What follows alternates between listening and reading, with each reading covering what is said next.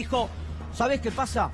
Vengo, les quiero contar, ¿se acuerdan el relato, no? De la sobreviviente. La sobreviviente dice, entre otras cosas dice, me crucé, estábamos juntas con Emma caminando y nos cruzamos con el vecino. 5 de la tarde, me siguen el razonamiento, 5 de la tarde, seguimos el razonamiento. Nos cruzamos a las 5 de la tarde y raro, el vecino le dijo a Emma, che, me parece que mi mujer me está haciendo infiel. Y a las 12 de la noche fue el atacante, dice la sobreviviente. Ahora el vecino que está detenido mete una cuña y dice, no, yo no fui el autor, fue Johnny, lo conozco, doy nombre, apellido, dirección, vayan por él. Ahora es común que venga un amigo tuyo, pregunta, ¿no? Y te tire las cosas y vos las agarras. Escuchame, me la mandé, tenés esto, tenémelo que después vuelvo. Bueno, está bien lo que preguntás. ¿Sabés con qué argumento dice el acusado que agarró las cosas y le entregó el tal Johnny? ¿Cuál puede ser el argumento? Estaba boleado, medio falopeado, no me acuerdo Estaba pasado más. de droga. Reitero, en instantes ampliamos. Es contrarreloj, está pasando ahora esto. Es el adelanto que estamos haciendo. El descargo del único detenido por la masacre de Ensenada. Les adelanto esto, vamos a ampliar. Venga, Gracias. venga, Zeta. Después se va por el costado, pero acompáñenos, que queremos presentar junto a usted lo que tenemos preparado para todos ustedes. El living. ¿Qué es que sé? ¿No ves que es un living? Esto es un living. ¿No ves que es un living? Esto es un living. Esto es un living, señor. ¿Esto no va con la música de Mirta? Como un ¿Esta parte? ¿No va con la música de Mirta Legrand? Toque, es sólido. Y está Graciela Moretti, que la Hola, tenemos. Grace, no me agacho por razones obvias. Pregunto algo. Debuta en el living Graciela Moretti. Perdón que me meta acá. Pregunto algo. ¿Se puede apoyar una botella acá? No. ¿Se puede apoyar un café? Hable con Fedor. ¿Por qué no le paga un café a la señora? Paguen un café a la señora. En un ratito va a haber un sándwich de milanesa. ¿Y me creo? ¿Sándwich de qué? De milanesa. Pero si usted no come eso. Usted No, ve. pero vamos a hablar de milanesa. Usted ve Gristain. Los dejo. Vamos a hablar de Mire milanesa. uno. Mire lo que hago, todo en contra del criterio televisivo. Por allá. ¿Dónde quieren que me cruce? Por allá. ¿Por dónde? Para allá anda. Le voy directo al baño. Hasta luego. Suerte, Voy a ampliar Zeta. El maletín, Que vaya bien, que el maletín no lo dejes en este living nórdico. No se puede en Tío, este por living. favor. Tan impecables. Compren flores. Que siempre para un debut. Caramelos hay que tirar. No me pongan aprieto. Le llevo a sacar un caramelo de acá y soy el nuevo ¿En serio? mago. ¿Tenés caramelos? Ay, la puta. No me queda. No, bueno, anda a comprarnos unos caramelos. Ampliaremos, sigan, ¿eh? ¿Cómo andas, Grace? Bien, muy bien. Felicitaciones, está bárbaro esto. Muchas gracias, sí, está muy lindo. Y le vamos a dar forma a poquito. La verdad que hoy temprano cuando debatíamos sobre los temas que íbamos a tratar en la tarde, estamos todos impactados por la concatenación de hechos brutales, violentos, sin piedad. Totalmente. Por ejemplo, el que hablábamos recién, por ejemplo, el de la nena en España que fue torturada aparentemente por su propia madre y por otro familiar. Yo no salgo de mi asombro. ¿Frente a qué estamos? Mira, a mí este tema también me impactó mucho, porque además tiene como algunas características que me hicieron acordar a la crueldad de los xenófobos. Cuando, viste, en el Holocausto, en situaciones donde se atacaba a lo diferente, a lo distinto, con una crueldad y un sadismo impresionante. Entonces, acá obviamente fue un acto, porque estar 12 horas torturando a una nena de 8 años, hay un componente sádico impresionante. Por lo que tengo entendido, el tío famoso, el responsable, que creo que aceptó lo que refiere es que, bueno, esta nena no era de su sangre, venía a partir no del hermano, sino de la pareja del hermano. Claro, él dice, como no es de nuestra familia, tenía una cuestión personal con la nena que había nacido en Misiones. Es su tío político, digamos. Su mamá formó pareja con otra persona y él nunca aceptó que la pareja de su hermano tuviera una hija que no fuera de su hermano. Y por eso habría decidido matarla. Lo que pasa es que los primeros estudios que se realizaron en España, demuestran que la violencia que ejerció sobre la nena fue inusitada. Y además, cuando fue entrevistado por las autoridades españolas, no vieron en él ningún síntoma de arrepentimiento. Lo contó con una absoluta frialdad y tal cual lo describió él mismo. La verdad, no me caía bien la nena, no me cerraba esta historia. Por eso... A mí me hizo acordar el caso de Agustín, del nene atacado brutalmente por su padrastro. Bueno, esto que es horroroso. Por eso yo decía que me hacía acordar a la xenofobia, donde también se maltrata a aquel que no se lo reconoce como igual, al distinto. Esto que está en la mayor parte de las sociedades, hay grupos que no aceptan lo diferente, y en todas las personas en general hay como una resistencia a esto. Acá hay un componente del autor que es de un sadismo terrible, que en todo caso marca la personalidad de él, pero creo que es para pensar en qué nos pasa con lo distinto, con lo diferente, cómo al no aceptar esa parte, hay personas que se vuelven como muy crueles. Acá, en general, siempre cuando hablamos de crímenes hablamos de personalidades psicopáticas, pero yo diría, no sé si este es psicopático o no, pero que hay un componente sádico, además de placer, de tortura, no hay duda, y que habría que ver componentes antisociales. Bueno, ayer cuando presentábamos el caso del chico que fue brutalmente atacado por presuntos amigos, porque además semánticamente no son amigos, nadie podría hacerle algo así a un amigo. El chico fue abusado sexualmente, castigado, golpeado. De hecho, según la autopsia preliminar, murió por un golpe, por un objeto contundente en la cabeza, es decir, murió a golpes después de haber sido ultrajado y reducido como un pedazo de carne tirado en un ex frigorífico. También reparábamos en lo mismo, ¿no? En la crueldad. En el sadismo, la falta de piedad, la crueldad, el hacerlo pasar a ese otro seguramente diferente, bajo la vista del criminal, la perspectiva del criminal, totalmente, por los peores tormentos. Porque no es solamente una muerte, es ponerse de acuerdo para matar. Exactamente. Bueno, esto es lo que yo digo. Hoy vos empezaste con que cómo se está repitiendo esto, y que yo creo que es como hora de plantearnos, porque cada uno, digamos, a ver, en general uno lo sigue poniendo afuera, qué distante, qué loca es esta gente. Es cierto, esto aparece como la obra de una crueldad de alguien que está patológicamente enfermo. Pero como sociedad, ¿cuántas veces no terminamos de aceptar a lo diferente? Cada uno de nosotros, cuando estamos hablando de los otros, como si hubiera una barrera impresionante entre...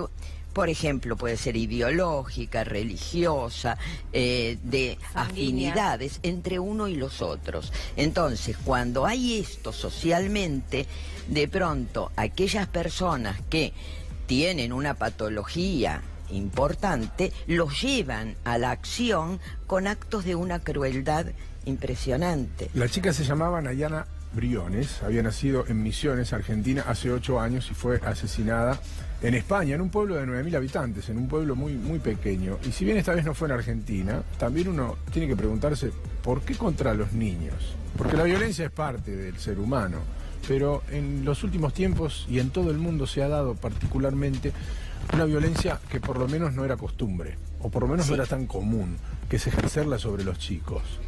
¿Qué cambió en el mundo? ¿Qué está cambiando en el mundo para que aquello que era sagrado deje de serlo? Aunque la Biblia ya hablaba de matanza de chicos, pero bueno, ¿qué está la cambiando? Biblia, y además, a ver, cuando vos decís ¿qué cambió?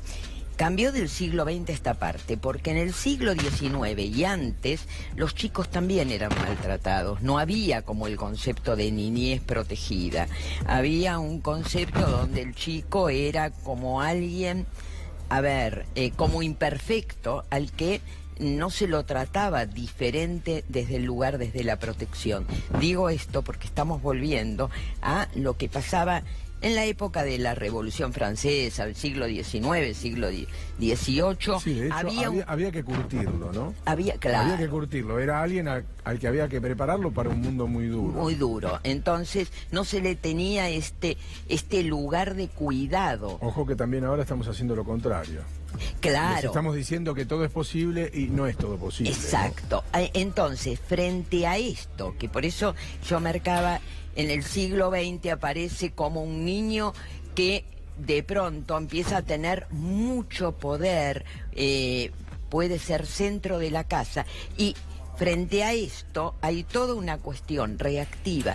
Entiendo, no es natural, pero es una cuestión que si estamos hablando, tratando de analizar por qué se da en general, aparece como una crueldad exagerada contra un grupo que es especialmente cuidado por el resto de la sociedad y como con mucho poder, porque estamos viendo que de pronto en muchas casas los chicos tienen como un gran poder donde todo gira alrededor de ellos.